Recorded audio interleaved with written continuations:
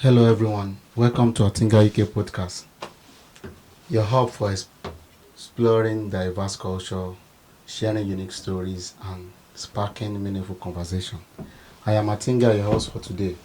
Whether you are tuning in from YouTube, Instagram, Spotify, Apple Podcasts or any other platform, we are thrilled to have you with us. Get ready for an episode filled with insight and inspiration. Let's dive in. Joining us today is Miss Kabirat.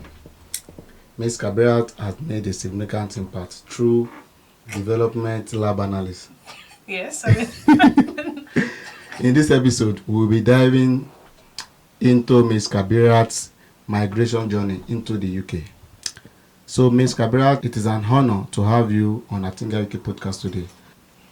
Okay, can you share with us the reasons behind your decision to migrate from Nigeria to the UK?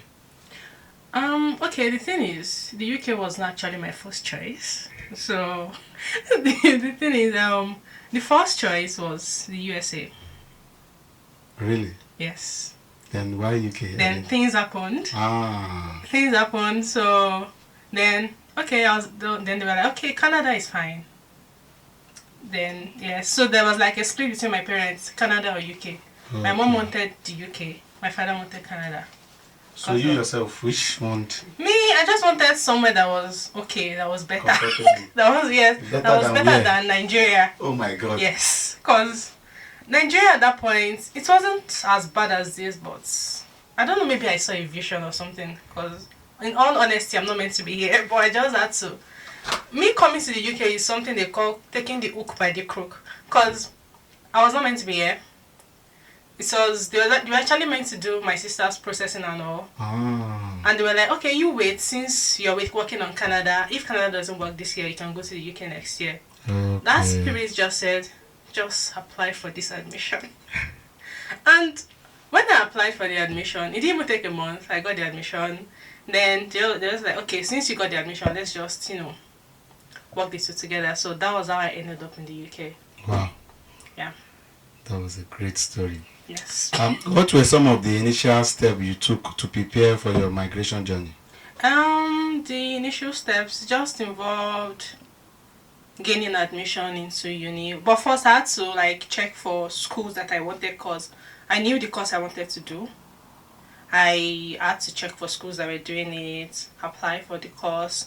When I got it, then the TB process was, God, the tuberculosis process, because that IOM is a very crazy place. God, I don't even want to relive what I went through at IOM, because I had to collect leave from work. Not even leave, because at that point I think I just started working, so I wasn't entitled to leave. So I had to, tell them that I was sick and stuff. So I had to book IOM. I think I spent the first day I went, I wasn't able to do it. Then I went about 3 times before I was able to do my TB test. Even after doing it, getting the result and everything was still kind of stressful. Then after that part, then I just did my visa and everything, and I moved to the UK. Yeah. Did you choose the same course you did in Nigeria? No, actually, I did biochemistry in Nigeria. So coming into the UK, I did pharmaceutical analysis for my master's. Yeah. So what were some of the biggest challenges you faced in settling into your new life in the UK? I had no problem settling. Really? Wow. Because I had family here. So I was moving from home to home. Really? Yes. So I did not have any issue. Does it mean while you were in Nigeria, you used to do a lot of traveling from one city to another? In Nigeria, in Nigeria, how many states have I been to? I've been to just 5 states. Really? Yes. So I wasn't that person that would say, okay, I'm going, I'll just pack my bags and travel now. Are you an introvert or extrovert? I would say it depends. I can be a mix of one. Once I get really comfortable, my wild self comes out. But once you meet me, I'm always a quiet person. Really? Very quiet. In fact, people think I don't talk and everything, but I talk a lot. So how many cities have you visited in this UK? Yeah. I've been to 6. And if you call Manchester mini Oshodi, then what is London? London is wait. That's true. No, the thing, it depends on the part of London where you go to. No matter where you go to in London, London is always But London. trust me, this part of Manchester, because I lived in Oshodi in Lagos. 'Cause Ah, I know yeah. how it was. Now I understand. So, it is Oshodi. No. So did you experience any language barriers, and if so, how did you overcome them? Yeah. Because, the way they speak their English is so fast. It's press, very, very fast. So I had an issue trying to understand sometimes what the lecturers were saying in class. Because I was always shy to say, okay, repeat yourself. I can't hear you. I thought, the way Nigeria is, you can't really meet someone that will say something and tell them that, please, excuse me, repeat yourself.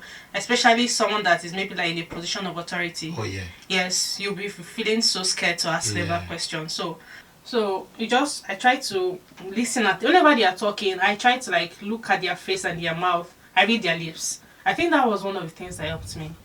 Then how did you go about finding employment or pursuing education opportunities in the UK as a migrant from Nigeria?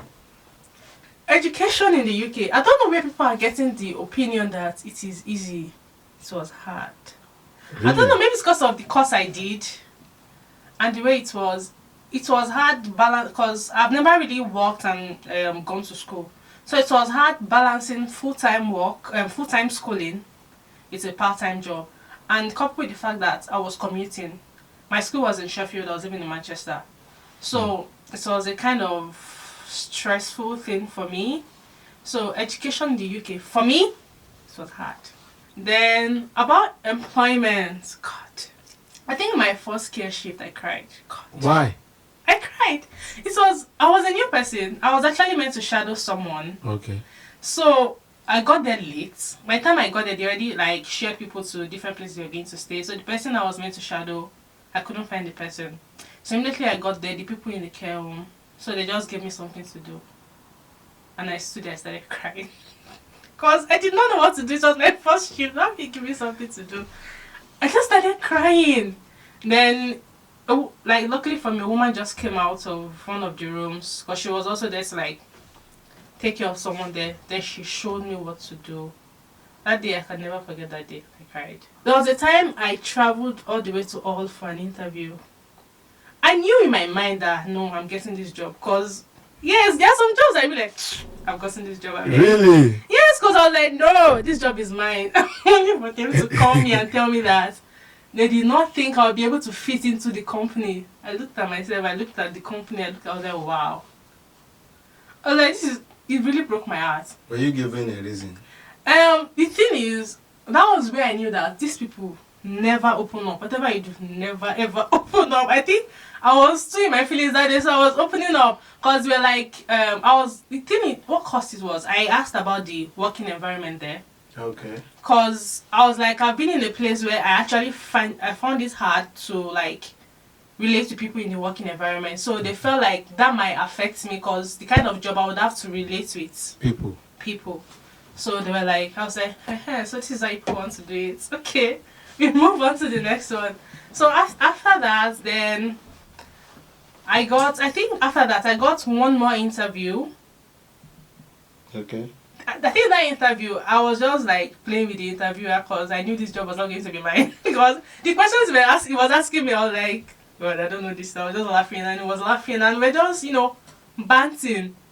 But that particular interview, after the interview, the questions he asked me, I take mental notes of questions whenever I'm asked questions during an interview.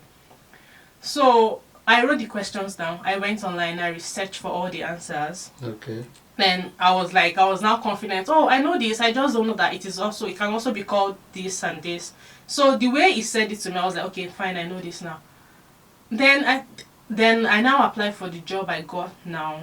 Even this job was not something that I actually looked for because I never heard of the name of the company before. I was just scrolling on Indeed. I just saw the job like, in fact, I think I'm not qualified for the job. Not that I'm not qualified, but they wanted someone with like 2-3 years experience and I had none. So I was like, let me just apply for this thing. Whatever happens. So which is one thing I'm going to tell people. Even if it's 5 years experience, please apply. Honestly, even if it's 5, once you look at some of the skills and you're like, I can do this, I can learn this. This is not that hard. Just apply, just throw in your CV. And if they call you for an interview, it depends on you to sell yourself. You have to like learn how to sell yourself thoroughly. So that being said, after I applied for the job, I had the first, and one thing is, you should always learn to ask questions and always try to like go into a conversation with, be it maybe the recruiting agency, the interviewer, anybody. Don't try to make it be like a one-part interview where they only get to ask the questions and you just be like, I know this. No, try to make it like a conversation. So I did my first interview with them. I did my second interview. After the first interview, I was like, whatever happens, happens. I'm not even, because at that point, it was not that there was tension to get a job. There was no tension because I was almost done with uni, but not like I was fully done. So there was really not much tension because I was like, if I don't get this one, I still have time to apply for another job and everything. So at the end of the day, I got the job. Wow. After getting the job, so the 41.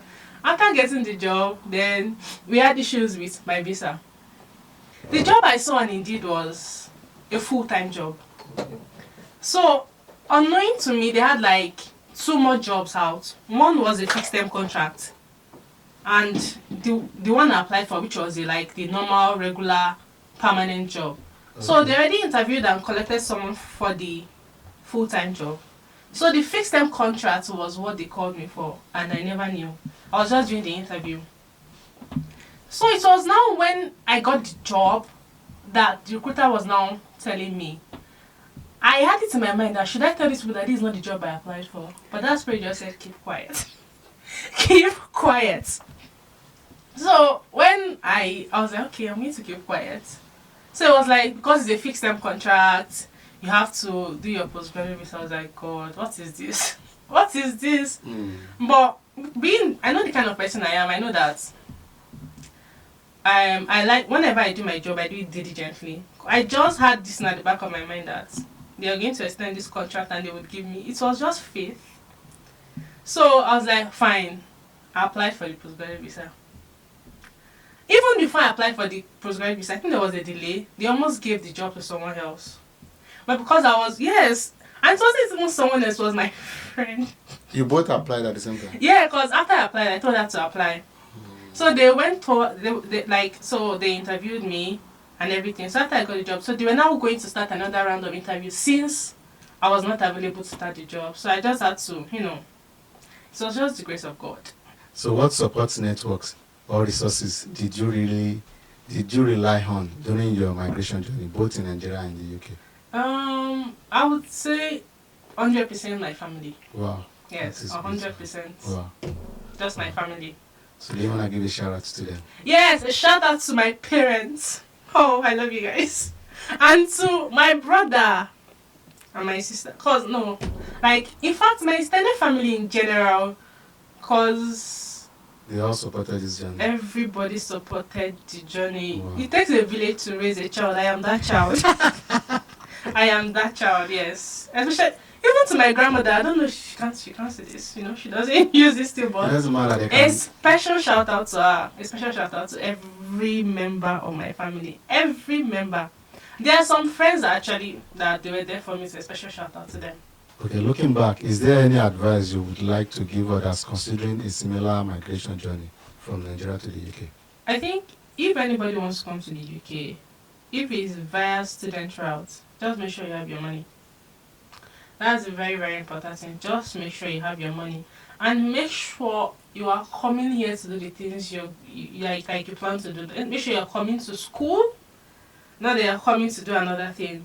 And as you're coming to school, I feel like you should be 10 steps ahead. You should have a plan of the things you're going to do. I know sometimes plans might not go according to how you've, established it, but if you're 10 steps ahead, and you should have plan A, plan B, even up to plan Z. So if something goes wrong, you fall onto the other one. So just have your money and be 20 steps ahead with different plans. It was truly a pleasure having you on our podcast today. Your insight will definitely bring immense value to our audience, As a token of our gratitude, please accept this special souvenir from ATINGA UK Production. We hope it serves as a reminder of the wonderful conversation we shared today. Thank you once again. Thank you for very being much. part of our show. Oh, thank you. And that brings us to the end of another episode of ATINGA UK Podcast. A huge thank you to our guest, Ms. Kabirat, for joining us and sharing incredible insights on his migration from Nigeria to UK. To our listeners and viewers out there, your support means everything to us. Don't forget to like, subscribe, share, and follow us on Instagram, YouTube, and all podcast platforms at ATINGA UK Podcast. I remain ATINGA, and it's been a pleasure hosting Ms. Kabirat today.